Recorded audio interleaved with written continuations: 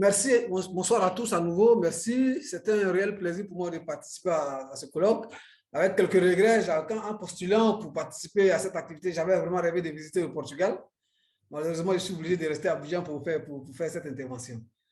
Alors, colloque, énonciation et argumentation. Mon sujet, il a un peu évolué. Je parle plutôt de l'énonciation dissociative en contexte électoral. Je suis dans Nouveau Koulibaly, de l'Université Félix Faure-Boigny, Abidjan, Cocody. Voilà le plan que ma présentation va suivre. Juste une petite introduction. Ensuite, je parlerai des questions, j'aborderai la question des techniques argumentatives. Je parlerai dans ce cadre de la dissociation des notions dans les lieux de l'argumentation selon Perelman. J'aborderai ce que j'appelle l'énonciation dissociative. Puis on verra la définition de ce que j'appelle l'énonciation dissociative. Après, on verra l'énonciation dissociative comme lieu qui informe le discours électoral. Et pour terminer, donc, on viendra sur quelques résultats du recours à la dissociation des notions dans le discours électoral en Afrique de l'Ouest ici. Bien, la question des techniques argumentatives. Alors, à l'origine des techniques argumentatives, donc, nous avons la redécouverte de la rhétorique par Perelman. Pour redécouvrir cette nouvelle rhétorique, Perelman était à la recherche d'une logique des jugements de valeur. Ce processus, il explique de la manière suivante dans l'Empire rhétorique. Il dit, en analysant les écrits de moralistes et de politiciens, d'orateurs, préconisant telle ligne de conduite, des articles de fond dans les journaux, des justifications de toute espèce, ne serait-il pas possible de dégager cette logique des jugements de valeur dont l'absence se faisait si cruellement sentir? Il n'existe pas de logique spécifique des jugements de valeur, mais que ce que nous recherchions avait été développé dans une discipline très ancienne, actuellement oubliée et méprisée, à savoir la rhétorique, l'art ancien de persuader et de convaincre. Alors, cette redécouverte de la rhétorique a nécessairement des conséquences. Elle va engendrer un foisonnement de réflexions sur la rhétorique et qui s'inscrit de manière globale dans le champ des théories de l'argumentation, prises selon Perelman comme l'ensemble des techniques discursives permettant de provoquer ou d'accroître l'adhésion des esprits aux thèses qu'on présente à leur assentiment. La dissociation notionnelle constitue l'une de ces techniques proposées par Perelman. Perelman va plus loin pour essayer de définir ce qu'il appelle dissociation des notions en la mettant en rapport avec la liaison et la dissociation. Il dit que nous entendons par liaison des chaînes qui rapprochent des éléments distincts et permettent d'établir entre ces derniers une solidarité visant soit à les structurer, soit à les valoriser positivement ou négativement l'un par l'autre. Et Perelman continue, nous entendons par procédé de dissociation des techniques de rupture ayant pour but de dissocier, de séparer ou de désolidariser des éléments considérés comme formant un tout, ou du moins un ensemble solidaire au sein d'un même système de pensée. La dissociation aura pour effet de modifier pareil système en modifiant certaines notions qui en constituent les pièces maîtresses. On va aller plus loin. Je reviens sur ce que c'est que la dissociation notionnelle en essayant d'en ressortir quelques principes. Alors, pour ce faire, j'ai recours à la définition que trois théoriciens proposent de la notion de dissociation des notions. Il y a Perelman, il y a Emmanuel Damblon et Dominici. Bon, pour Perelman, la dissociation des notions, comme nous la concevons, consiste dans un remaniement plus profond, toujours provoqué par le désir de lever une incompatibilité née d'une confrontation d'une thèse avec d'autres, qu'il soit question de normes, de faits ou de vérité. Page 552. Pour Dominici, face à une notion confuse renfermant des composantes devenues antagonistes dans le contexte pris en compte, la dissociation dégagera un pôle supérieur, la réalité de la notion, qui servira à jauger un pôle inférieur, l'apparence de la notion. Et cet objectif sera atteint en privilégiant au sein de la notion de départ l'une ou l'autre des composantes. Plus en avant, Emmanuel Damblon pense qu'à l'origine d'une dissociation, il y a une notion sur laquelle tout le monde s'accorde, mais qui, une fois confronté à un cas particulier, conduit à des conflits tels qu'il faut chercher à redéfinir les termes qui la composent. À partir de ces trois approches, j'essaie de dégager des constantes. Donc, le travail de dissociation, selon moi, s'origine dans un constat d'incompatibilité, de conflit, de confusion liée à des antagonismes au sein d'une réalité, ce qui exige un effort de requalification de la dite réalité, un effort de démêlage ou un effort de reconceptualisation. Alors, le mécanisme de la dissociation, donc, la dissociation découle d'un procédé de maniement, dont le mécanisme est explicité par Perelman à partir de ce qu'il appelle couple philosophique apparence-réalité, qu'il considère comme le prototype de toute dissociation notionnelle. Moi, je pense que le traitement dissociatif consiste à partitionner une réalité communément admise comme unique, formant une et une seule entité.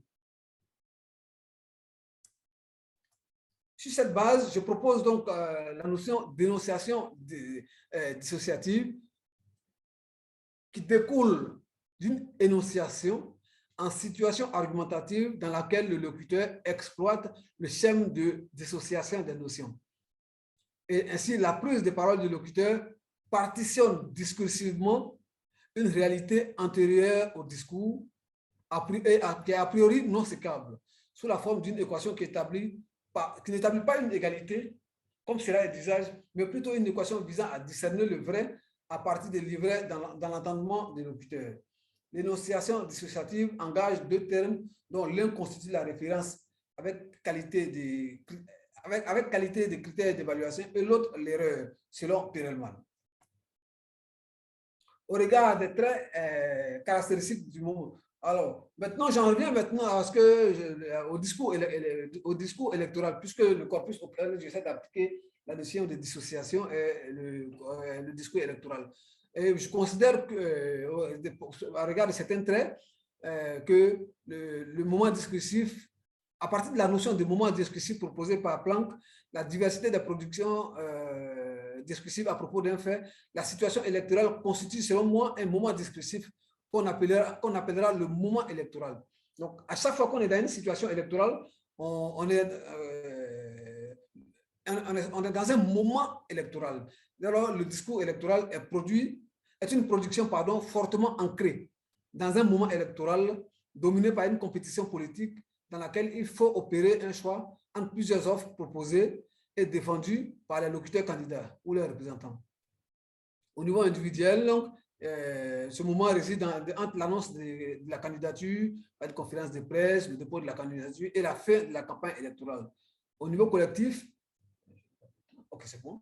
Au niveau collectif, le moment électoral se situe entre l'ouverture officielle de la campagne électorale et sa clôture par les instances habilitées.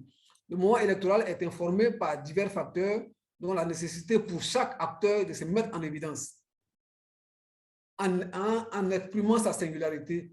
Pour ce faire, donc, il exploite diverses ressources rhétoriques, dont l'énonciation dissociative constitue l'une des ressources convoquées, comme va le démontrer l'analyse qui suit. Ce que j'essaie de dire, c'est que, de façon générale, et ça c'est un constat qui est très présent ici, il y a une sorte de désamour entre la classe politique et les populations. Donc, dans le moment électoral, chaque candidat veut montrer qu'il est différent des autres acteurs de la classe politique, dans tout cela pour valoriser son offre politique et conquérir l'électorat. L'énonciation dissociative en contexte électoral. Alors, l'énonciation dissociative constitue, selon moi, une stratégie de singularisation. C'est un outil qui permet au candidat de se démarquer de l'ensemble des autres candidats pour mieux valoriser son offre politique.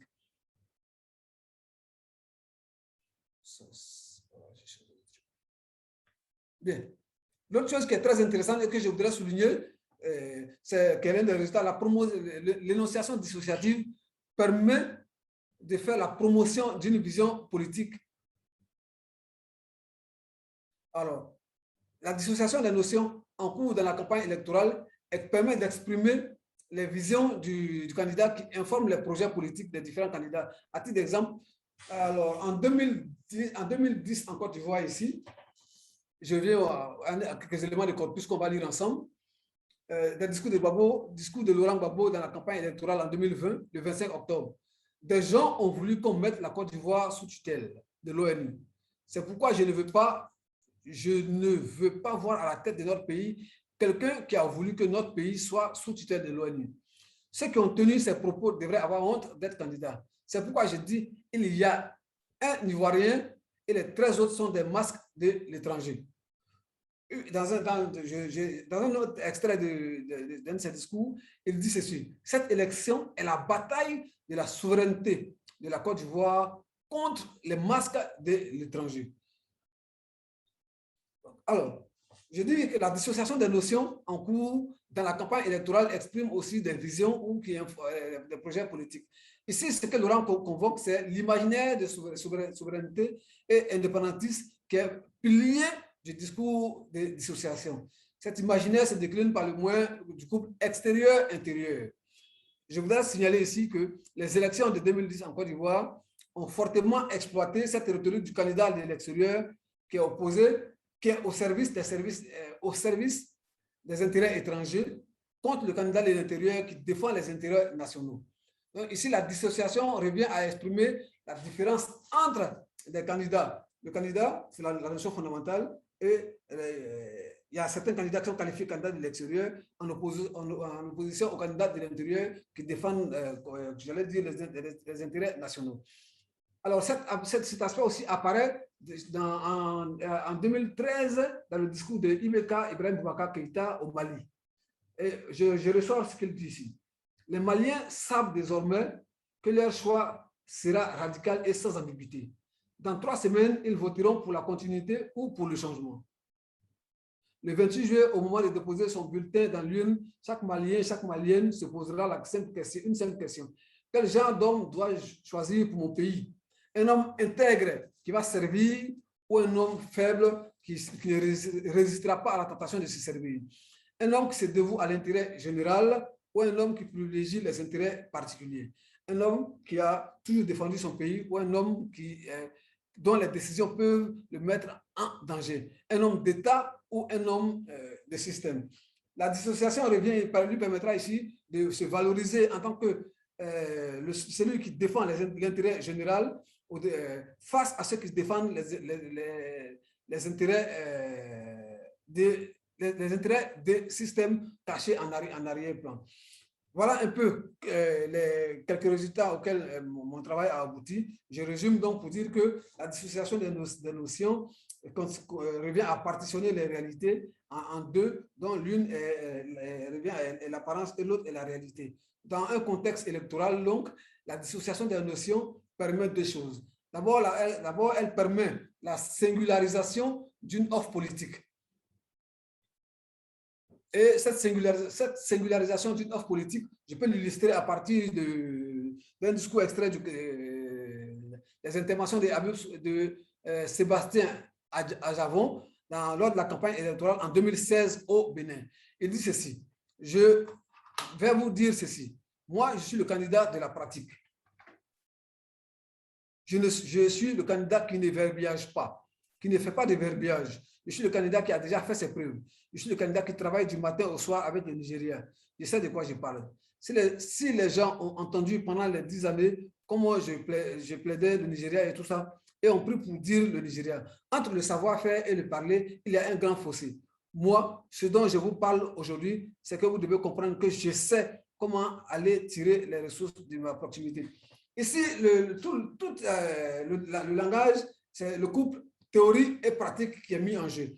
Et ce qui permet de dissocier sa candidature des autres qu'il accuse indirectement d'être des candidats du verbiage, pendant que lui, il est le candidat de la pratique et donc de l'exercice effectif du pouvoir.